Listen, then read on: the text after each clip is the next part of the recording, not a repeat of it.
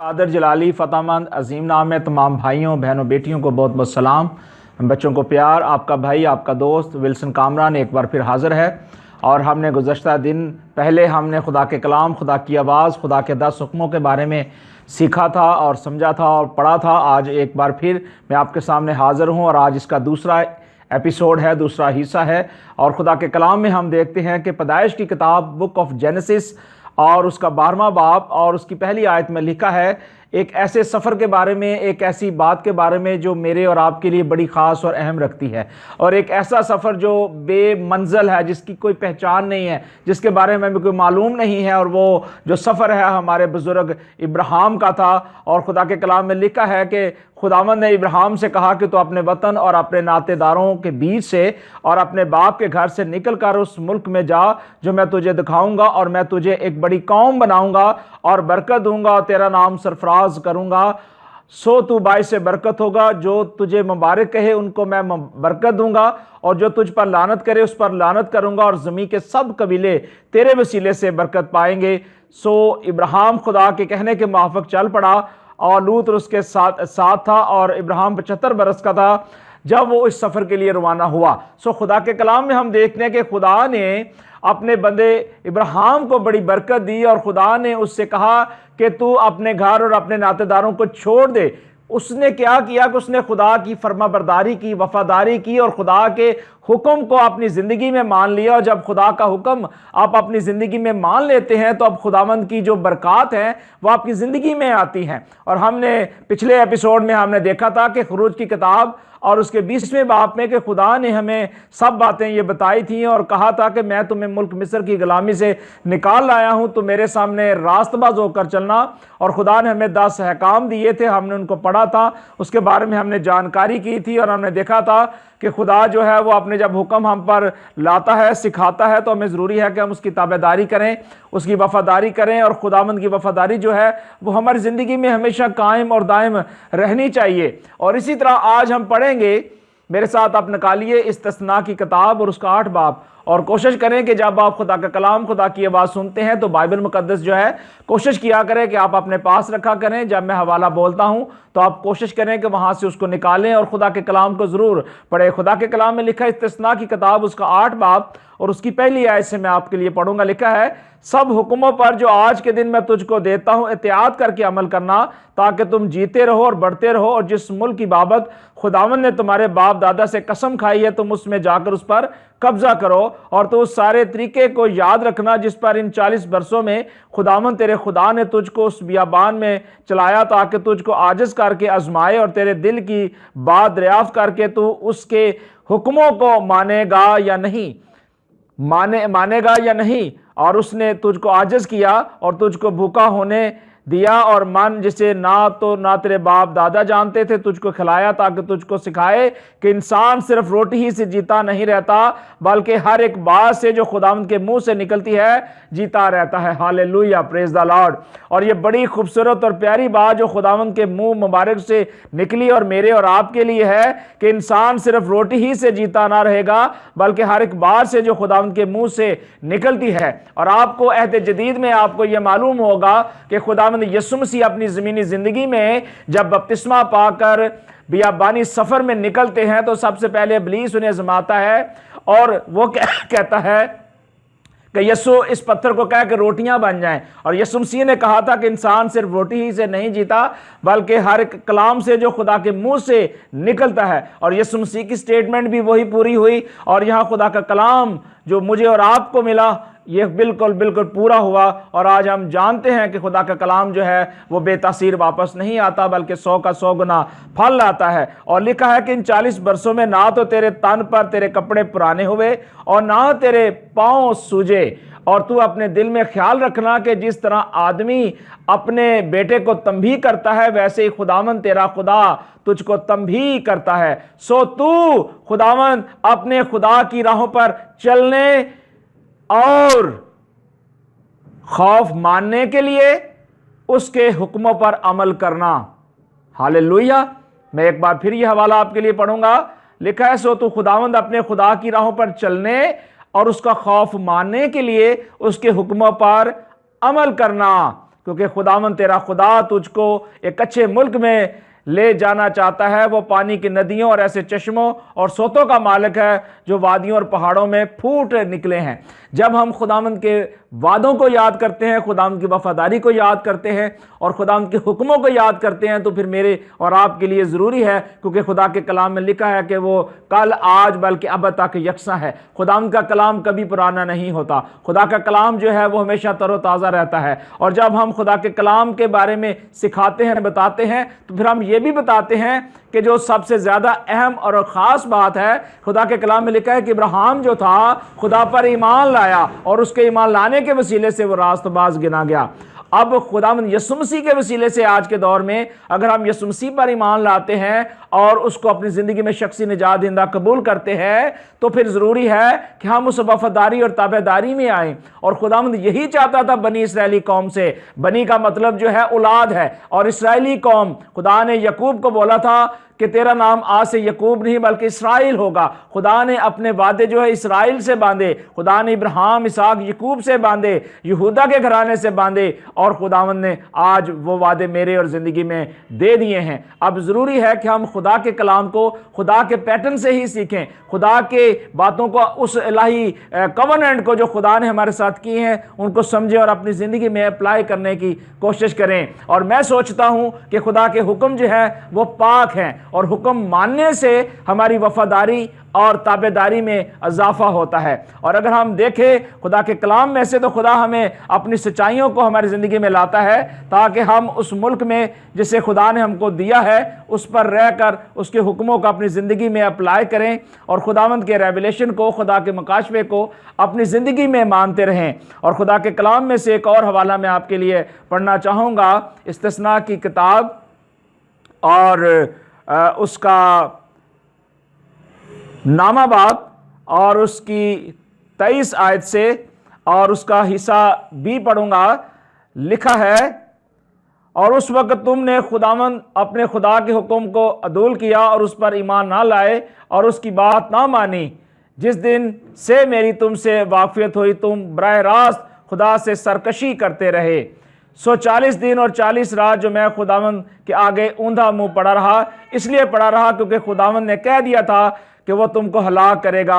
और मैंने खुदावंद से दुआ की कि खुदावंद तो अपनी कौम और अपनी मिरास के लोगों को, जिनको तूने अपनी कुदरत से निजात बख्शी, ज़मीन को दे निजात बख्शी, और जिनको तू जोर आवर हाथ से मिस्र से निकाल लाया, हलाक ना करे। यहाँ मुकद्दस मूसा जो है खुदा से कलाम करता है और मेरे और आपके लिए शफात करता है और उन हुक्मों के लिए खुदा से दरख्वास्त करता है कि खुदावंद इन लोगों को माफ़ कर, दुआ करता है और ऊंधे मुंह हो जाता है और मेरे और आपके लिए वो शफात करता है। सो मूसा जो है, खुदा के कलाम में लिखा है कि उस वक़्त खुदा ने मूसा से कहा कि पहले लूहों की बाबत पत्थर की 2 और लूहें तराश ले और मेरे पास पहाड़ पर आ जा और एक जवाबी संदूक भी ले ले, और जो बातें पहले लूहों पर जिनको तूने तोड़ डाला था लिख ले, और वही उन लूहों पर लिख लेना और फिर उनको उन संदूक में धर लेना। यानी खुदा ने जो वादा खुदा ने मूसा से किया था, खुदा ने उसको कायम और दायम किया। और खुदा जो है,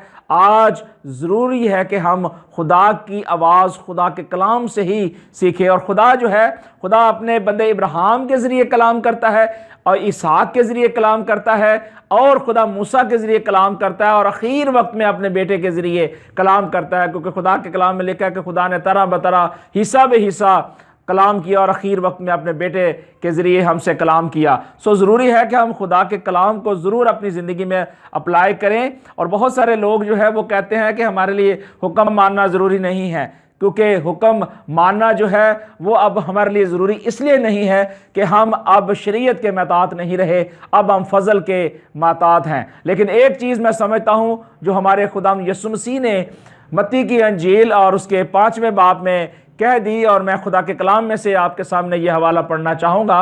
सो खुदा के कलाम में लिखा है, ये ना समझो कि मैं तौरात या नबी की किताबों को मनसूख करने आया हूँ, मनसूख करने नहीं बल्कि पूरा करने आया हूँ। क्योंकि मैं तुमसे सच कहता हूं कि जब तक आसमान और ज़मीन टल ना जाए, एक नुक्ता या एक शोशा तौरात से हरगिज़ ना टलेगा, जब तक कि सब कुछ पूरा ना हो जाए। अब हुक्मों के बारे में खुदा यीशु मसीह ने बड़ी खूबसूरत स्टेटमेंट दी है, और ये हवाला जो है मेरे और आपके लिए इस बात का निचोड़ है, सबूत है कि खुदा यीशु मसीह ने जो अहद अतीक में हमें हुक्म मानने के लिए कहा, यीशु मसीह ने भी कहा कि हमें इन हुक्मों को मानना है। खुदा ने कहा, लिखा है, पर जो कोई इन छोटे से छोटे हुक्मों से भी किसी को तोड़ेगा और यही आदमियों को सिखाएगा, वह आसमान की बादशाही में सबसे छोटा कहलाएगा, लेकिन जो उन पर अमल करेगा, उनकी तालीम देगा, वह आसमान की बादशाही में बड़ा कहलाएगा। क्योंकि मैं तुमसे कहता हूं कि अगर तुम्हारी रास्तबाजी फकीरों फरीसियों की रास्तबाजी ज्यादा ना होगी कि तुम आसमान की बादशाही में हरगिज दाखिल ना होगे। और यहां यीशु मसीह ने इस बात की वजाहत कर दी है कि खुदावंद के जो हुक्म है वो मानना मेरे और आपके लिए जरूरी है। और अगर हम इन हुक्मों को नहीं मानते, अगर हम इस स्टेटमेंट को नहीं समझते, तो फिर जरूरी है कि खुदा से जरूर रहम मांगे कि खुदावंद हमारी उन आंखों को खोले और खुदावंद हमें बरकत दे, ताकि हम खुदावंद की आइन, खुदावंद के कवानीन के मुताबिक चलें। क्योंकि खुदावंद के कलाम में लिखा है कि हुक्म मानना कुर्बानी चढ़ाने से बेहतर है। इसीलिए खुदा ने किताब मुकद्दस में हर एक बात मेरे और आपके सीखने के लिए दे दी है। यूहन्ना की अंजील उसका 14वां बाब और उसकी 15वीं आयत में आपके लिए पढ़ना चाहूंगा। लिखा है, अगर तुम मुझसे मोहब्बत रखते हो तो मेरे हुक्मों पर अमल करोगे। ये किसकी स्टेटमेंट है? ये हमारे खुदावंद यीशु मसीह की स्टेटमेंट है। और यीशु मसीह ने कहा था कि अगर तुम मुझसे मोहब्बत रखते हो तो मेरे हुक्मों पर अमल करोगे, और मैं बाप से दरखास्त करूंगा, वह तुम्हें दूसरा मददगार बख्शेगा, अब तक तुम्हारे साथ रहे। और जिसके पास मेरे हुक्म है वो उन पर अमल करता है, और वही मुझसे मोहब्बत रखता है। अब यीशु मसीह ने बहुत ही प्यारी और खूबसूरत बात इस हवाले में मेरे और आपके लिए तहरीर कर दी। लिखा है कि जिसके पास मेरे हुक्म है वो उन पर अमल करता, वही मुझसे मोहब्बत रखता, और जो मुझसे मोहब्बत रखता है वो क्या करता है? खुदा के कलाम में लिखा है कि मेरे बाप का भी प्यारा होगा। यानी खुदा ने मुझसे मोहब्बत की, और खुदा ने किताब मुकद्दस में फरमाया कि तू अपने सारे दिल, अपनी सारी जान, अपनी सारी अक्ल और ताकत से खुदावंद अपने खुदा से क्या कर? मोहब्बत रख। और यहां भी यीशु मसीह ने कहा था कि मेरे बाप का वो प्यारा होगा और मैं उससे मोहब्बत रखूंगा और अपने आप को उस पर जाहिर करूंगा। खुदावंद उस वक्त आप पर जाहिर होता है जब आप खुदावंद के हुक्मों को अपनी ज़िंदगी में अप्लाई करते हैं। और अहद जदीद में से एक और हवाला मैं आपके लिए आज पेश करना चाहूँगा, क्योंकि बहुत सारे लोग हैं, दो साथी हैं, वो कहते हैं जी अब हुक्म हमें मानने की ज़रूरत नहीं है, क्योंकि ये जो हुक्म थे ये पुराने अहदनामे में थे, नए अहदनामे में हमें ये नहीं मिलते, इसलिए अब हुक्म मानने की ज़रूरत नहीं है, हम सिर्फ और सिर्फ फजल के दौर में हैं। और खुदा के कलाम में लिखा है कि यीशु मसीह के ताल्लुक से रसूलों के अमाल बुक ऑफ एक्ट्स और उसका पहला बाब मैं आपके लिए पढ़ना चाहूंगा। और ये उस वक्त का वाकया है जब यीशु मसीह मुर्दों में से जी उठते हैं, और लिखा है कि उसने दुख सहने के बाद बहुत से सबूतों से अपने आप उन पर जाहिर भी किया, चनाचे वह 40 दिन तक उन्हें नजर आता और खुदा की बादशाही की बातें करता रहा, और उनसे मिलकर उनको हुक्म दिया। क्या दिया? हुक्म दिया कि यरूशलेम से बाहर ना जाओ, बल्कि बाप के उस वादे के पूरा होने के मुंतजर रहो जिसका जिक्र तुम मुझसे सुन चुके हो। अब ये जो सुन चुके हो, इसका मतलब यह है कि खुदावंद यीशु मसीह उस ओल्ड टेस्टामेंट की तरफ हमारा इशारा दिला रहे हैं कि आप उस तरफ देखो कि मैंने वो हुक्म दे दिए हैं। मत्ती की अंजील में भी खुदावंद यीशु मसीह ने वही कहा था कि इन छोटे से छोटे हुक्मों पर जो अमल करेगा वह आसमान की बादशाही में छोटा कहलाएगा। हम छोटे ना कहलाएं, हम आसमान की बादशाही में बड़ा कहलाने के लिए खुदावंद की ओबीडिएंट में, खुदावंद की रास्तबाजी में आगे चलें और खुदावंद के नाम को जलाल दें। और इसीलिए रसूलों के अमाल का एक और हवाला मैं आपके लिए पेश करना चाहूंगा, और उसका 4था बाब और उसकी 19वीं आयत में लिखा है, और यहां लिखा है, मगर पतरस और यूहन्ना ने जवाब में उनसे कहा कि तुम ही इंसाफ करो। अब इंसाफ जो है हमें करना है कि हम इंसाफ जो करेंगे, क्या हम खुदा के कलाम के मुताबिक इंसाफ करते हैं? क्या जब हम खुदा के कलाम को पढ़ते हैं तो क्या उसके मुताबिक हम सोच करते हैं, ख्याल करते हैं, ज्ञान चांद करते हैं कि जो खुदा का कलाम मेरे और आपके लिए तहरीर किया गया है, क्या वो हम पर अप्लाई होता है या नहीं होता? लेकिन आज बहुत ज़रूरी है कि हम जब खुदा के कलाम को, खुदा की बातों से सीखते हैं, तो फिर ज़रूरी है कि हम उस पर अमल भी करें। और यही बात अमाल की किताब उसके 5 बाब और उसकी 29वीं आयत में तहरीर की गई, और जो मेरे और आपके लिए बड़ी ख़ास और अहम हवाला है। और लिखा है, पतरस और रसूलों ने जवाब में कहा कि हमें आदमियों के हुक्म की निस्बत खुदा का हुक्म मानना ज़्यादा फ़र्ज है। अब रसूलों के अमाल में ये बहुत ख़ास और अहम बात है कि यहाँ भी हमें हुक्म मानने के लिए कहा गया है कि आदमियों से ज़्यादा हमें खुदा की बात को मानना है, खुदा की बात को अहमियत देनी है। क्योंकि लोग क्या कहते हैं, हमें इसकी परवाह नहीं है। लोग आपको हुक्म मानने से मना करते हैं, आप उसकी परवाह ना करें। क्योंकि यहाँ पतरस और रसूलों ने, जो खुदावंद के लोग थे, खुदावंद से मोहब्बत करते थे और एक जगह जमा होकर दुआ करते, शुक्रगुजारी करते और रोटी तोड़ते और मिलकर खुदा की सताइश करते थे। अब ये उन रसूलों ने भी हमें ये बात बता दी कि खुदा के हुक्म में लिखा है कि हमें आदमियों के हुक्मों की निस्बत खुदा का हुक्म मानना ज़्यादा ज़रूरी है। क्योंकि खुदा के हुक्म जो हैं वो पाक हैं और खुदा खुद पाक है। सो आए हम एक और हवाला अहद जदीद में से देखेंगे, और पहला यूहन्ना उसका 2 बाब और उसकी पहली आयत से मैं आपके लिए पढ़ना चाहूँगा। लिखा है, ऐ मेरे बच्चों, ये बातें मैं तुम्हें इसलिए लिखता हूँ कि तुम गुनाह ना करो। अगर कोई गुनाह करे तो बाप के पास हमारा एक मददगार मौजूद है, यानी यीशु मसीह रास्तबाज। ये रास्तबाज क्यों यीशु मसीह को कहा गया? क्योंकि खुदावंद यीशु मसीह ने भी खुदा के हुक्मों को माना था। और लिखा है उसके 3 आयत में कि अगर हम उसके हुक्मों पर अमल करेंगे तो उससे हमें मालूम होगा कि हम उसे जान गए हैं। जो कोई ये कहता है कि मैं उसे जान गया हूं और उसके हुक्मों पर अमल नहीं करता, वो झूठा है और उसमें कोई सच्चाई नहीं। हाँ, जो कोई उसके कलाम पर अमल करे, उसमें यकीनन खुदा की मोहब्बत कामिल हो गई है। हमें इसी से मालूम होता है कि हम उसमें हैं। जो कोई ये कहता है कि मैं उसमें कायम हूं, तो चाहे ये भी इसी तरह चले जिस तरह वो चलता था। अब यहाँ यूहन्ना जो है बड़ी ख़ास और प्यारी बात और वाज़ेह तौर पर मेरे और आपके लिए बताता है, और वो कहता है कि अगर हम खुदा के हुक्मों को मानते नहीं हैं तो हम झूठे कहलाए जाते हैं। और हम वैसे कह देते हैं जी हम तो खुदा की बड़ी रास्तबाजी करते हैं, हम तो बड़ी वफादारी करते हैं। और पिछले एपिसोड में मैंने आपको बताया था कि बपतिस्मा हम इसलिए लेते हैं ताकि हम रास्तबाजी में आएँ, और रास्तबाजी जो है वो हमें निजात को कायम करने में मदद देती है।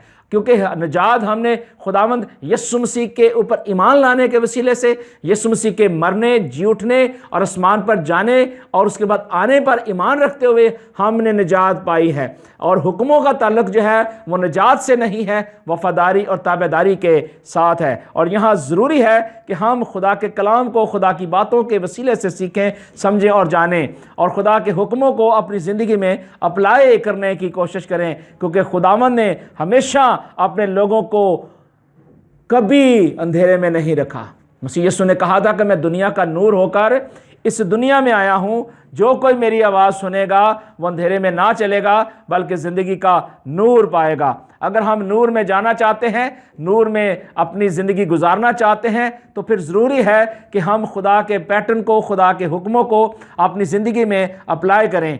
और मैं एक और हवाला आपके लिए पढ़ना चाहता हूँ मुकाशवा की किताब में से, और मुकाशवा की किताब और उसके 14वें बाब में खुदा के कलाम में लिखा है। और कोशिश करें कि आप भी खुदा के कलाम को, जब मैं कहता हूँ, हवाला सुनाता हूँ या बताता हूँ आपको, तो कोशिश किया करें कि आप बाइबल मुकद्दस में से ज़रूर पढ़ें। आप उसकी 15वीं आयत से देखेंगे। ये मुकाशवा की किताब 14वां बाब और उसकी 15वीं आयत में हम पढ़ेंगे कि खुदा ने मेरे और आपके लिए क्या कलाम रखा है।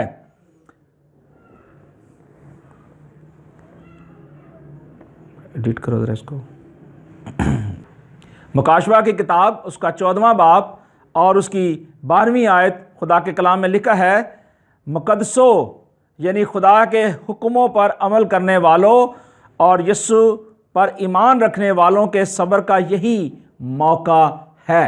अगर हम आज सब्र के साथ, वफादारी के साथ खुदावंद के हुक्मों को मानते हैं, तो फिर ज़रूरी है कि हम खुदावंद के हुक्मों को अपनी ज़िंदगी में भी अप्लाई करने की कोशिश करें। मुकाशवा की किताब और उसके 14वें बाब और उसकी 12वीं आयत को ज़रूर पढ़िए। और एक और हवाला मुकाशवा ही की किताब उसका 5 बाब और उसकी 15वीं आयत से मैं आपके लिए पढ़ना चाहूँगा। खुदा के कलाम में बड़ी खूबसूरत और प्यारी बातें मेरे और आपके लिए लिखी गई हैं। हम ज़रूरी है कि हम इनको सीखें, समझें और जानें। खुदा के कलाम में लिखा है, जो तख्त पर बैठा था मैंने उसके दाहिने हाथ में एक किताब देखी जो अंदर से और बाहर से लिखी हुई थी और उससे 7 मोहरें लगाकर बंद किया गया था। और खुदाम यीशु मसीह ने कहा था कि मेरे बंद किए हुए को खोल नहीं सकता और खोले हुए को बंद नहीं कर सकता। जब खुदावंद यीशु मसीह ने यह स्टेटमेंट दी है तो फिर इस किताब के अंदर जो कुछ लिखा है उसका पढ़ने वाला, उसका सुनने वाला और उस पर अमल करने वाला मुबारक है। और खुदा का कलाम जो है हमें हर एक सच्चाई देता है और सच्चाई जो है खुदा के कलाम में से है और खुदा के कलाम में से ही हमने सब कुछ सीखना और खुदा के कलाम में से ही हमने दूसरों को बताना है। सो खुदा का कलाम जो है वो मेरे और आपके लिए बहुत ही प्यारा और खूबसूरत कलाम है। एक और हवाला मुकाशवा की किताब में से उसका 3रा बाब और उसकी 15वीं आयत को मैं आपके लिए पेश करना चाहूँगा। लिखा है, मैं तेरे कामों को जानता हूँ कि ना तो सर्द है ना गर्म, काश कि तू सर्द या गर्म होता। पर चूँकि तू ना तो गर्म है ना सर्द बल्कि नीम गर्म है, इसलिए मैं तुझे अपने मुंह से निकाल फेंकने को हूँ। चूँकि तू कहता है कि मैं दौलतमंद हूँ, मालदार बन गया हूँ और किसी चीज़ का मुताज नहीं, और ये नहीं जानता कि तू कमबख्त, ख्वार, गरीब, अंधा और नंगा है। इसलिए मैं तुझे सलाह देता हूँ कि मुझसे आग में तपाया हुआ सोना खरीद ले ताकि दौलतमंद हो जाए, और सफ़ेद पोशाक ले ताकि उसे पहनकर नंगेपन के ज़ाहिर होने की शर्मिंदगी ना उठाए, और आंखों में लगाने के लिए सुरमा ले ताकि तू बीना हो जाए। मैं जिनको अजीज़ रखता हूँ उन सबको मलामत और तंबीह करता हूँ, बस सरगर्म हो और तौबा कर। आज मेरे अजीज़ भाई और बहनों, हमें ज़रूरत है कि हमारी ज़िंदगियों में अगर कहीं भी गुनाह है, कहीं भी नाफरमानी है, तो हम उस नाफरमानी को अपनी ज़िंदगी से निकाल दें और खुदावंद की वफ़ादारी में, खुदावंद की ताबेदारी में आएँ और खुदावंद के उन हुक्मों को अपनी ज़िंदगी में मानने की कोशिश करें। क्योंकि हमने इस्तिस्ना की किताब और उसके 8 बाब और उसकी पहली आयत में हमने पढ़ा था कि सब हुक्मों पर जो आज के दिन मैं तुझको देता हूँ एहतियात करके अमल करना, ताकि तू जीता रहे और बढ़ता रहे, और जिस मुल्क की बाबत खुदा ने तुम्हारे बाप दादा से कसम खाई है तुम उसमें जाकर रह सको, वहाँ कब्ज़ा कर सको।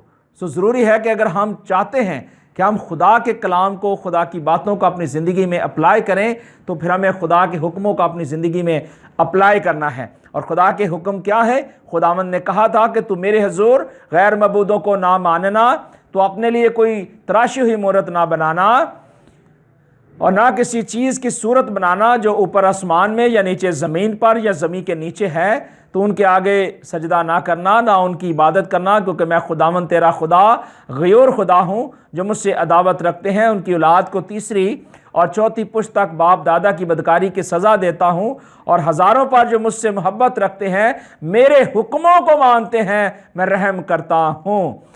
तू खुदावंद अपने खुदा का नाम बेफ़ायदा ना लेना, क्योंकि जो कोई उसका नाम बेफ़ायदा लेता है खुदावंद उसे बेगुनाह ठहराएगा। याद करके तू सब्बत का दिन पाक मानना, 6 दिन तो मेहनत करके अपना सारा काम काज करना, लेकिन 7वें दिन खुदावंद तेरे खुदा का सब्बत है, उसमें ना तो कोई काम करे, ना तेरा बेटा, ना तेरी बेटी, ना तेरा गुलाम, ना तेरी लौंडी, ना तेरा चौपाया, ना कोई मुसाफिर जो तेरे फाटकों के अंदर हो। क्योंकि खुदावंद ने 6 दिन में आसमान और ज़मीन और समंदर जो कुछ उसमें है वो सब बनाया और 7वें दिन आराम किया। इसलिए खुदावंद ने सब्बत के दिन को बरकत दी और उसे मुक़द्दस ठहराया।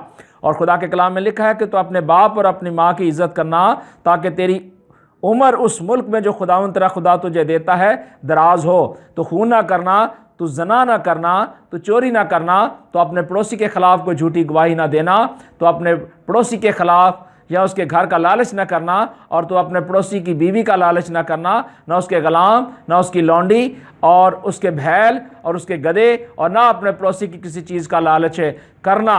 सो ज़रूरी है कि हम खुदा के कलाम की बातों को अपनी ज़िंदगी में अहमियत दें और खुदावंद के हुक्मों को अपनी ज़िंदगी में मानने के लिए खुदावंद से मदद मांगें और खुदावंद से कहें कि खुदावंद तू अपना मुकाशवा दे, अपनी ब्लेसिंग मुझे दे, ताकि हम खुदावंद तेरे आइन को, तेरे कवानीन को अपनी ज़िंदगी में अप्लाई कर सकें, क्योंकि खुदावंद यीशु मसीह की यही मर्ज़ी थी कि हम उसके हुक्मों को माने, खुदावंद के कलाम के मुताबिक ज़िंदगी गुजारें। लेकिन आज दुनिया जो है बेरा रवी का शिकार है और खुदावंद के कलाम से हट चुकी है, खुदा के कलाम को मानने के लिए तैयार नहीं है। लेकिन यीशु मसीह की बात को हमेशा अपनी ज़िंदगी में याद रखें। यीशु मसीह ने कहा था, बस जो कोई इन छोटे से छोटे हुक्मों में से भी किसी को तोड़ेगा और यही आदमियों को सिखाएगा, वह आसमान की बादशाही में सबसे छोटा कहलाएगा। लेकिन जो उन पर अमल करेगा और उनकी तालीम देगा, वह आसमान की बादशाही में बड़ा कहलाएगा। सो मेरे भाई और बहनों, आप खुदा के कलाम की तरफ लौटें और खुदा के हुक्मों का अपनी ज़िंदगी में अप्लाई करें, क्योंकि हुक्म पाक हैं, शरीयत पाक है, सच्चे हैं और रास्त हैं। सो अगर हम खुदा के कलाम को अपनी ज़िंदगी में अप्लाई करना चाहते हैं तो फिर ज़रूरी है कि हम खुदा की बातों को खुदा के कलाम से ही सीखें। जिस तरह के पतरस और रसूलों ने भी कहा था कि हमें आदमियों के हुक्म मानने के निस्बत खुदा का हुक्म मानना ज़्यादा फ़र्ज़ है। सो इस फ़र्ज़ को अपनी ज़िंदगी में अप्लाई कीजिए। खुदा की निजात को, खुदा की बरकत को, उसकी वफ़ादारी को अपनी ज़िंदगी में कबूल कीजिए। आज के इस कलाम के वसीले से खुदावंद आप सबको बरकत दे। God bless you.